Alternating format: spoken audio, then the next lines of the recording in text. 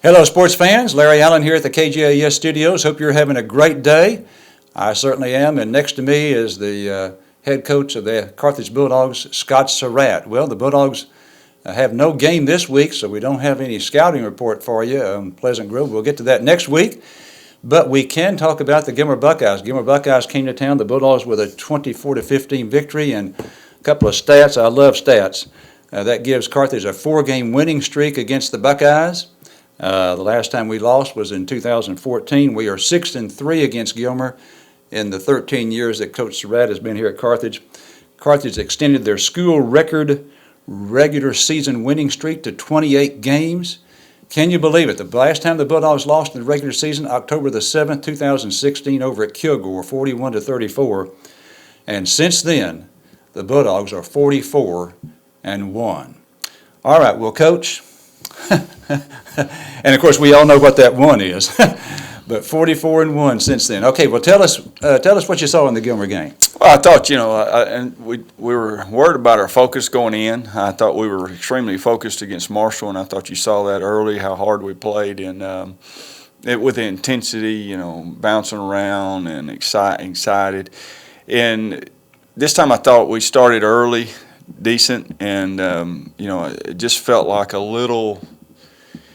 I don't know. It wasn't as much intensity on sideline, locker room, everything, and understandable. I mean, it's hard to play high intensity all the time, but we're trying to say, hey, this is Gilmer. Remember Gilmer's a great program, one of the best in East Texas. There's no question.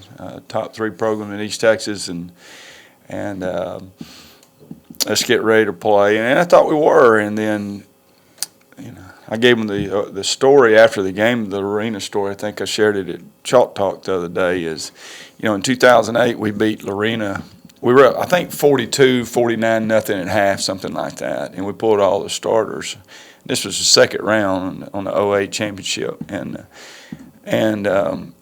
fast forward to next year, 2009. We're looking at them as coaches on tape, and I knew we were way better. We felt like we were 30 points better, and which, of course, we didn't relate to the players. We said they're a lot better. You try to get them ready. This is 4th round. Can't overlook anyone. And, well, they still remember the 42-0, 49-0, whatever it was at half. And next thing you know, we're in a war, and it's 21-all with about 2 minutes to go, and Anthony Morgan throws a slant to Gary Nutt at the end of the game to beat them 28-21 and survive and advance, and we were so excited because we didn't play very well. But, it's the same kind of deal. We scored 50 points against Gilmer. Not taking anything but Gilmer. I just thought our intensity wasn't.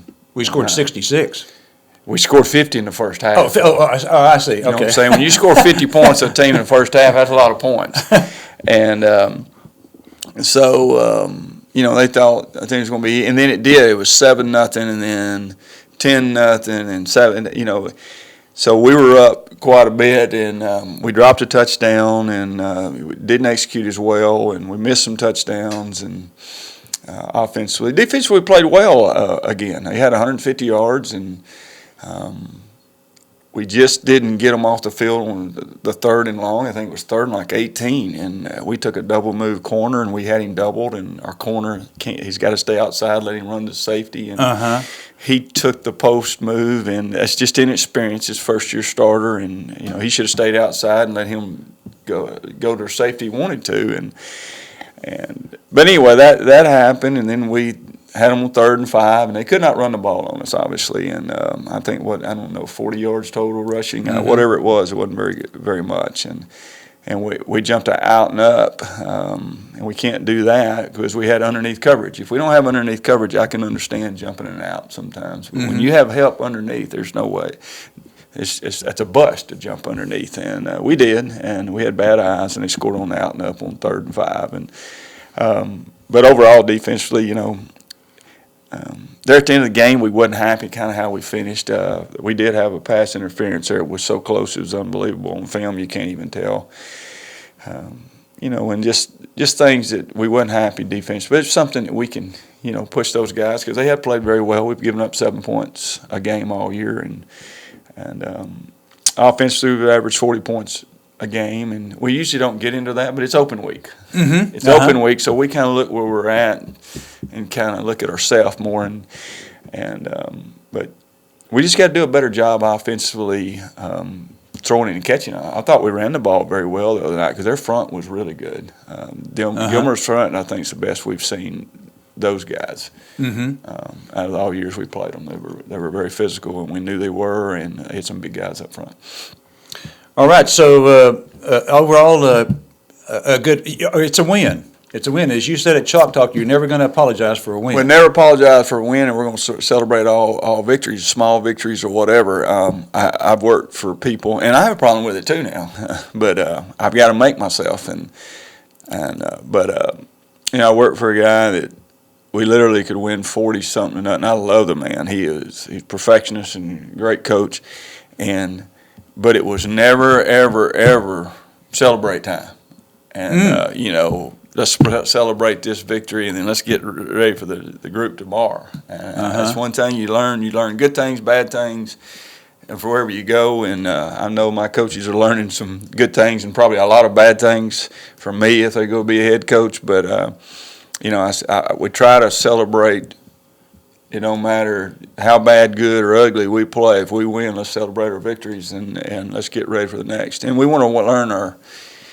A lot of people say losses are good for you. I'm not one of those. There's not a day that a loss has ever been good for me. I know that our last loss definitely wasn't good. And I don't know if we learned many lessons of that. We put our stuff up. And I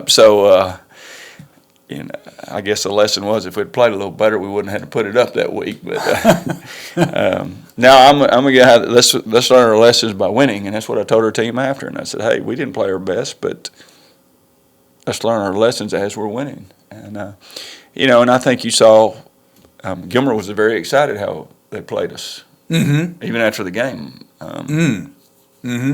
So I'm never going to be excited about a loss, and I don't care if it's Cowboys or whatever. Not saying they were, but it was kind of weird. All right. Well, since we have no scouting report to give, we'll do that next week. Got some other questions I want to ask you about. Give us an update on volleyball. They're 27-4. And they had their first district game Tuesday night. I know they won the first game. They were up 20-0, and I think they ended up winning 25-2 or 25-3. But they swept Jasper, and they got a really good shot. Me looking at the schedule to break the school record, and we're the highest ranked team in the region. So if we can win the region, you can win. These girls are a legitimate chance to win 40 games, and Coach Surratt and her staff and Ashley Smith and Lauren Garvey have done a phenomenal job, and they've got them playing well, and they're fun to watch. Now, am I correct? If you win the regional, you go to the state tournament. That's correct. Is that right? That's correct. So there'd be 4 teams at the state tournament. There'd be 4 teams. I mean, that's a long way. I'm just saying rankings don't mean anything, and we know that. And but if you're probably what's those saying? It's better to be ranked 1 than 101 because probably the 101 doesn't have a shot. So we'd rather be the top ranked team in the region than the worst ranked team in the region because the worst ranked team probably does not have a shot. That's correct. All right, now here's another sport that we sometimes don't think of, but it's a fall sport.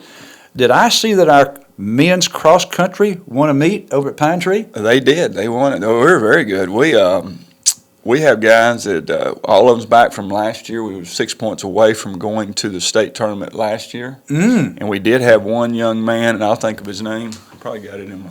Well, the guy who finished second overall was Eric Canada. Eric Canada. I just talked to Eric, too. I'm getting old. But anyway, it was a couple of weeks ago I saw him in indoor. But anyway, yeah, he qualified for the state tournament last year and ran very well down there. But we were close the whole team. Like I said, we were 4th last year at the regional meet, and we were only 6 points out. And so we're expecting, maybe this group keep getting better. We got them all back and make a run, and go to the state tournament. It'd be an awesome way to finish some of those guys' career. But they can run. Now I see them running every day. They are. I don't think I could do it, but I wasn't a runner though. I mean, I was a sprinter. about a 5'2" sprinter in the 40. No, I got nothing but respect for those guys, and our ladies are doing well too. We've got some good young ladies running. Now, who are your coaches that you've got in charge of these teams? We have Art Horton and Linda Brooks are our cross country coaches. Okay. And we have probably 20 boys and 15 girls running. That's a lot of cross country kids running, and they've done a phenomenal job getting our program going. And it's there. It's one of the our boys right now is one of the top. I'd say one of the top in the state, and our girls are getting better and better. Now, I know, speaking of running, a half marathon is 13.1 miles, a full is 26.2. I do not know, though, the length of a cross-country meet. In other words, that track. Now, is it a different one at every school? Is that, or every place that you go? In other words, it might be a different length here than it would be. No, it's the same length, but I'd have to. You know that by chance? Well, I did. You did? I want to say it's 3 miles. Okay. So around that area. All right. But don't hold me to that. It may be 2 point something. But anyway, that's, we've done it at Pat Browning's place several times. Oh, okay. Yeah. Out there where we had the media day? Exactly. Okay. And they've had it at the golf course several times. All right. I don't think we're hosting one this year, but we've hosted there for, 6 or 7 years. And so it's a neat deal. All right, now I want to bring up Chalk Talk. Chalk Talk, if you haven't been in the last couple of weeks, there's a definite change from previous years, and that is there's no food there's going to be brought into the Chalk Talk room, but there's also no charge. And so you can bring your own food. Several guys do that, or you don't have to bring one. I even brought my wife a couple of weeks ago. It's not just men. We had Kathleen Schultz, colleague of mine at the college that came for years, and then she passed away unexpectedly this past summer. So this particular week, I know in the past, Scott, you've skipped Chalk Talk because there'd be no film to review, but this time you're going to have it. So what's coming up at Chalk Talk this Monday? Well, we're going to have some highlights, this summation of the season. We never start till that third week after Labor Day. Mm-hmm. And, let's kind of see some Jacksonville game and the Liberty Ilo game and, do some highlights and show some things. All right. Now, because I'm going to tell you, Scott, I will not be there because I told Beverly, okay, well, there's no Chalk Talk, so we scheduled a trip. So I hate that I'm going to miss it. But Chalk Talk will occur this next week. Now, Scott, we've had 4 games, and then we have an off week this week, so that means we should be getting close to the end of the 6 weeks. We are, and Is that this week? It is, and Coach Morgan is, of course, all the coaches, help with our grades, but he's our academic Coach Mike Morgan is our academic coordinator, and he does a phenomenal job. He sends about 3 reports every day, not just at the end of 6 weeks. It is every day from the first day of school to the last day of school, and honestly, he got really upset last year because in the springtime, somebody made a statement, these coaches don't care nothing but just about, while they're while they're in football. And so he said, well, whoever that was, because whoever told him would not tell the name who said that. And he said, well, I want to show you how many reports I send from first day to the last day, every day, and we check on our kids every day.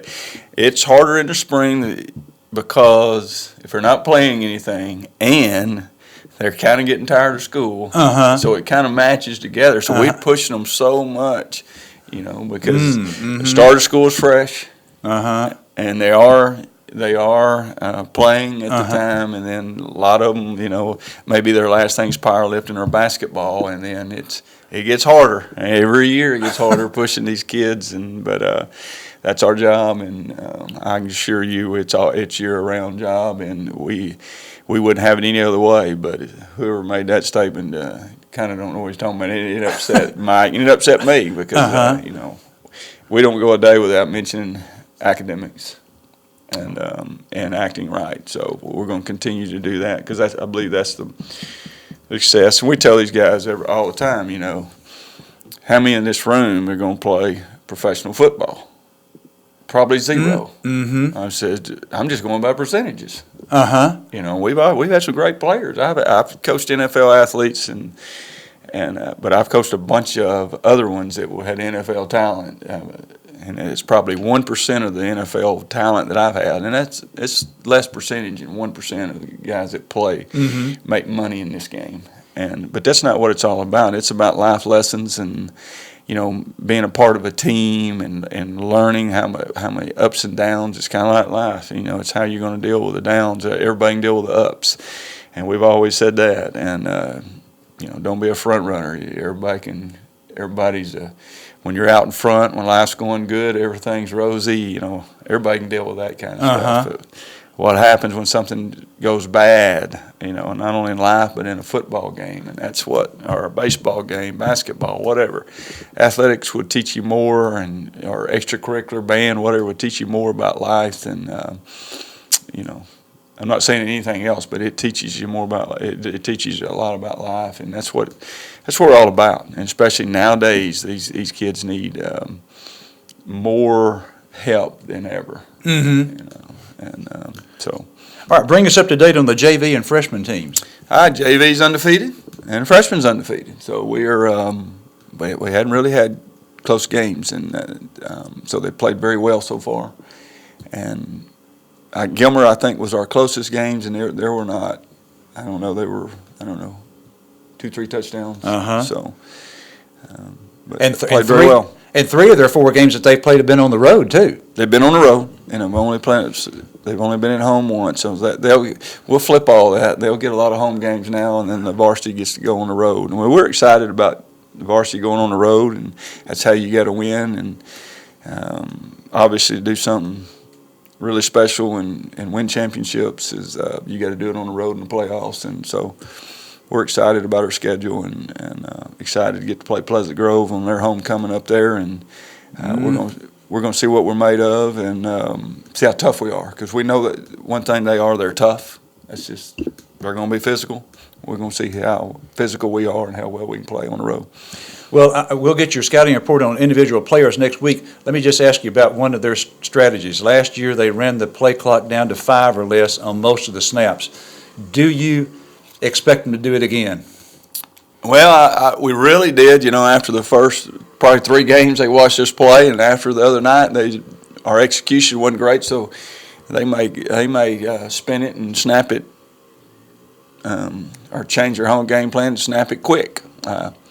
You know, who knows? Most of the time when you have that, you think you may be an underdog in the game.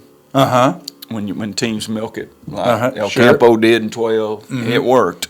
And I thought it worked for Pleasant Grove last year, because we didn't get many possessions, and we messed up about half of our possessions with either fumbles or pick or missed field goal one time, and so that's when you narrow down the game, it puts more pressure on you sometimes, because you can't make mistakes, and so we've got to execute whatever they do, and then but that was the only game last year they did that. Even the state championship, they snapped it quickly against Cuero, and so they wasn't the same team. They had the Landon Jackson kid, which is one of the better players in the state, and in all classifications, and he was out. He hurt his knee a couple games after us and had surgery on it and was out for the season. So, but it'd be interesting. Be a lot of people. I don't know how many they'll let in up there, because there's not a whole lot of room. Not a whole lot of room up there. No, their visitors stands don't hold hardly any. So I mean, like 800 to 1,000 only. So it's going to be interesting. Okay, a fun one coming up next week, no doubt about it. Carthage and Pleasant Grove, 2 of the top teams in their respective divisions. Okay, but no game this week, so we'll be back with you next week to take a look at the Pleasant Grove Hawks. For our Coach Surratt, I'm Larry Allen. Have a great weekend, everyone.